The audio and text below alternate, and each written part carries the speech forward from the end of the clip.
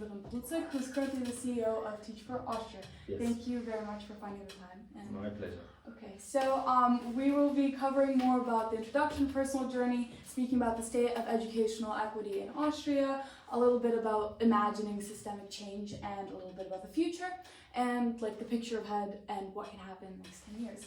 So one of my first questions would be, you had a successful career at Deutsche Bank, and I've read that you even led corporate banking across Central and Eastern Europe. So what motivated you to leave the corporate world and join Teach for Austria?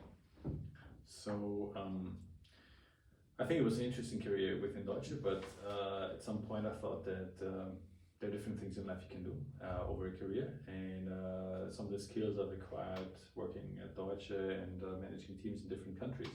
I also felt that the differences in education between the countries is quite stark, and hence how it is in my own country. And then I found out over time that actually it's also quite a difference if you're rich or poor, well educated or not in Austria, and how it impacts the kids. And I thought, well, maybe it's time also to do something about that. And I had a history of working with children already in my free time for many, many years, and also as in your age, so when I was still a student. This is what I wanted to continue at that time, and Teach for Austria really gave me the opportunity to make an impact in a professional environment on this, and that's what I've chosen to do. Yeah. And since Teach for Austria was founded in 2011, what progress have you seen in addressing educational inequality over the past decade?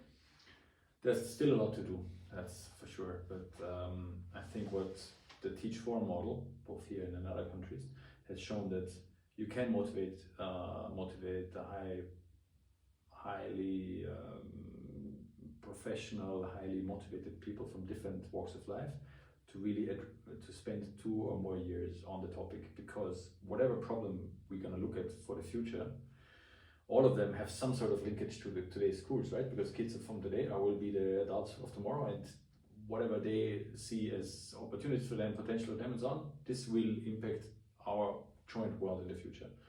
And I think this is what we have proven in the Austrian environment with 500 or more people who have done our program, with many of them now having interesting positions within the Austrian educational system, that this is something where you can really affect change over time.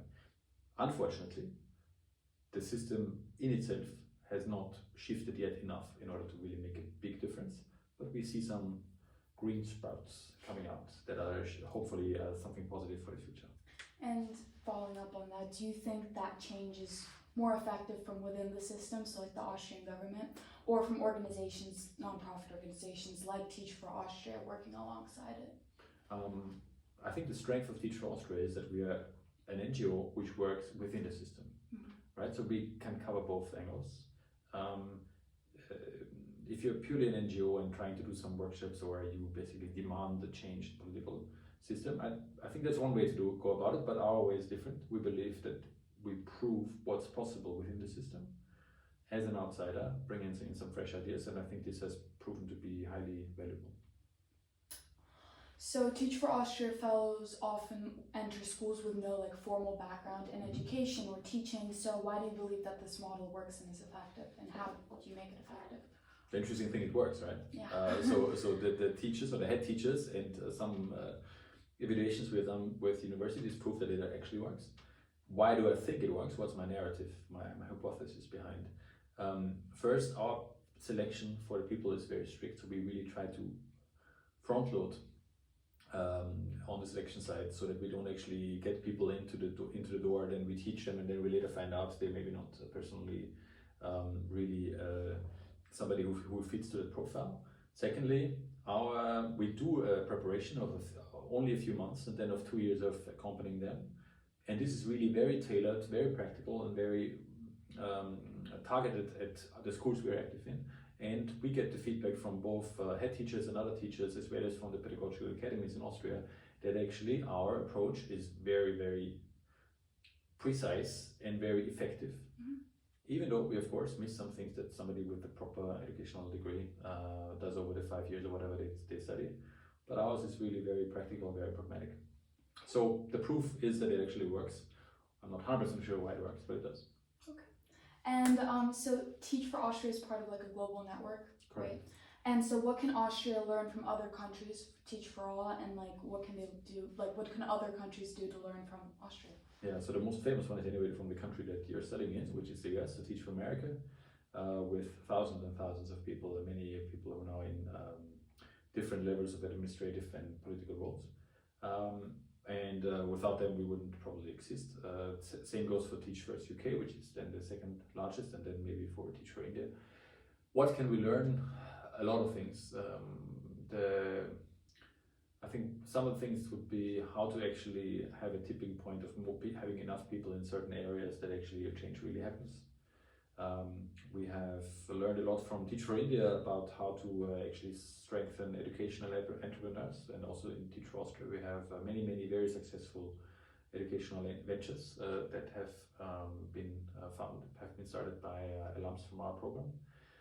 But also we can learn from Teach for Armenia and how they do the work, how to work with communities that they, not only the school itself, but also around. So I think every country can teach us something. And there are 60 of them, so yeah. And so looking ahead, what is like your vision for Teach for Austria in like the next 5 to 10 years, and what do you hope to achieve? And yeah, I think, I mean, the real vision would be that we are unnecessary. So that actually every child in Austria has a fair chance at a good education. Within the next 5 to 10 years, it would be maybe overly ambitious because it doesn't look that way. But we start in the primary education now. I think early years education, kindergarten, primary education is immensely important, and it's something we want to spend more time on, that we get more people also working with younger children, because simply the impact Heckman curve is bigger. Secondly, I hope that the government, and we are in active dialogue with them on this, is actually taking some more of our learnings and apply them to the wider set in Austria. And thirdly, something I'm also quite excited about is to really build proof point schools that actually show what's possible. In the US, it would be, I don't know, some of the academy schools or in the UK. And we want to do this within the Austrian public system, so not with private schools, but with public schools, where we really show that what teaching techniques, what classroom techniques, what methods, or how to organize a school in order to really give every chance a great chance at every kid a great chance at a good education. And then with this, prove people what's possible and what could be possible with the existing financial means. And to end this short podcast, one of the most important questions, at least for me personally, is like for young people listening to this podcast who like care and are interested in inequality, specifically educational inequality, what's one thing you hope they do after this conversation or learn from this conversation? Get active in some way. You can do a podcast, but you can also read with kids in your environment when you live somewhere and there are kids whose parents maybe don't have the time to be read by, it's an English word, then try to read them a book, try to join a sports club and do something in the youth movement of that sports club, join a church, join any kind of society and work with children and give them a better chance.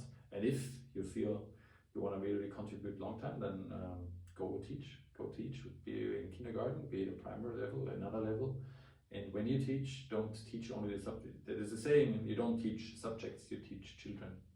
And if you put the children in the center of your efforts, then I think I've done my job with the podcast. Thank you so much. Thank you. It's a pleasure. My pleasure.